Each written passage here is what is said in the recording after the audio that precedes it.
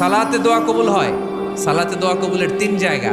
একটা হচ্ছে তাকবীরে তাহরিমার পরে আমরা সানা পড়ি না, আমরা তো একটা পড়ি, আল্লাহর হাবিব সুন্নাহ এবং নফল নামাজে আরো পড়তেন সানা, ওই দোয়া কবুল হয়। দুই নম্বর জায়গা সালাতে সেজদায় পড়ে দোয়া করলে কবুল হয়।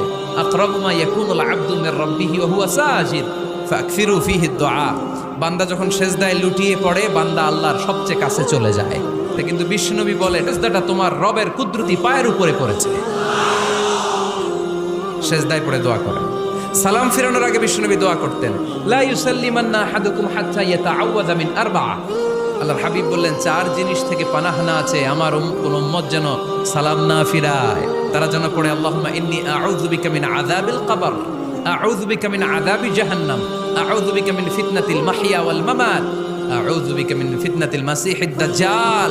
আল্লাহ কবরের আযাব থেকে বাঁচাও, আল্লাহ জাহান্নামের আগুন থেকে বাঁচাও, আল্লাহ জীবন